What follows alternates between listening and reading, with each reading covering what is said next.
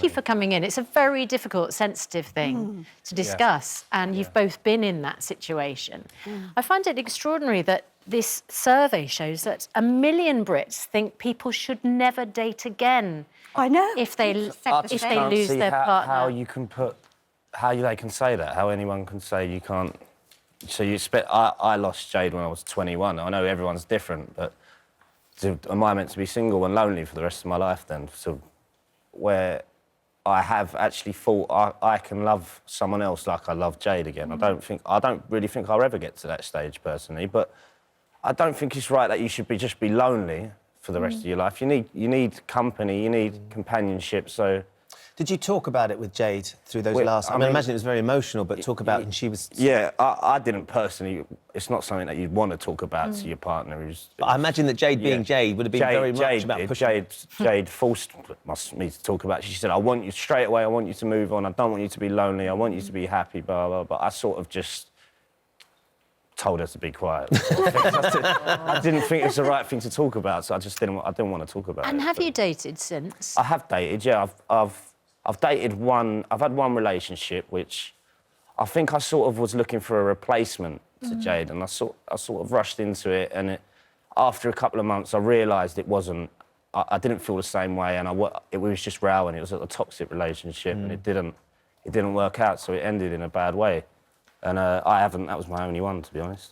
I've had female company, but not... No, nothing long-standing. What about you, Debbie? Because, of course, you lost Paul so quickly, so dramatically, it was such a shock. How have you found that healing process and the fact that 1 million Brits feel like you should never date again? Well, I think the interesting thing about this survey is it's what other people's perceptions are, and I haven't interviewed the 1 million people to say, have you been through it? And I don't think that anyone, and these 1 million people that have said you should never date again, I don't think any of them have probably been in the situation. And, you know, I totally understand what Jack's saying. I think when you lose somebody, the immediate thing is you want life to go on as it was, and you want to bring somebody into your life, and everybody's different, and every situation is different, and you know, different people I've spoken to since I've lost Paul. Some people have nursed their partner for 10 years through pain and illness and awful things, and have grieved during that time. So when they die, actually, they're ready then for another relationship. Right. So why should somebody else say, no, you've got to wait 18 months? You know, we're all different, and I feel that I'm so different now to how I was a month after he died, and I'm glad I didn't rush into a relationship. I'm just really finding my feet of who I am as a person. And I think most people, and not judging anybody, need to do that if you're single without children. When there's children involved, or you've nursed someone that's ill, it's a completely different thing. And also, lots of men particularly, but there are women like it, really can't be on their own. I'm sure if I'd been the one that died, Paul would have been with somebody within a month. Because we used to joke about it. Because I said, well, you know, who's going to wash your shirts? You can't do that. He can't cook, you know. And always wanted people around and fun and happiness.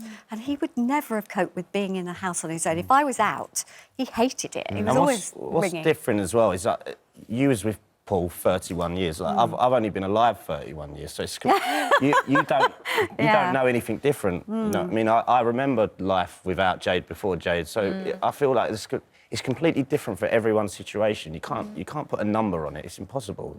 But I do think there's not a rule book in there. The people in the survey, just really, it's the wrong thing to say. Unless, I know lots of people, it's your family and friends that know you well, can see how vulnerable you are, and you might meet someone they know is completely wrong for you, so therefore they know you haven't had enough time to grieve. Did you have that discussion with Paul? You said that you talked about the fact that if you'd gone, he probably would have moved on, but did he ever discuss that? Yeah, because he was much older than me. From the very beginning, we discussed it, and we used to have lots of jokes about it. And he'd say, well, make sure you don't go with somebody who's left-handed, because they won't be able to use my golf clubs. You know, so have a we great did. sense of humour, Do you think that's part of the problem for people, is that you're afraid of showing a disrespect to the person who's died? that there's an idea that you might, you know, you were talking, There's a lot saying, of Jack, that guilt you're going to yeah. replace them. Yeah, there's a lot of guilt involved as well. You do feel guilty, like obviously when you start talking to someone else or whatever, and it does stay in your head. So I think that's what a lot of the arguments was with mine, because I felt guilty. I felt bad about being with someone else and telling that someone else. Like, Even though Jade had said she wants you to find love again. Yeah, it's just still impossible. So, Jack, you don't feel like you're ever going to meet somebody, but you're still only 31. I'm interested, Debbie, you know, at a different stage in your life, and you and Paul had so much fabulous time together. Do you feel like you'll meet someone? Have you met someone? I do think I will in the future, but I'm not worried if I don't. I think it has to be the right person.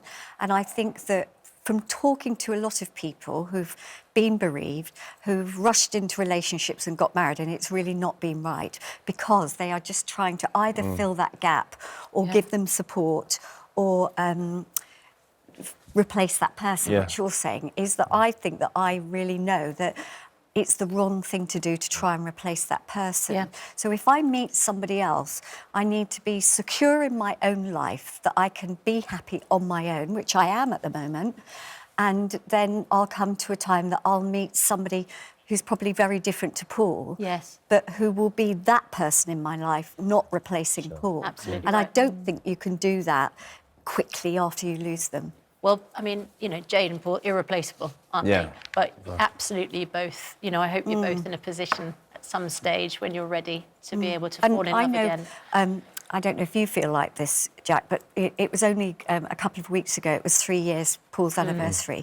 And the first 2 years, I just got through those days. But this year, Paul loved red roses. And we had one at our old house that was a climbing one.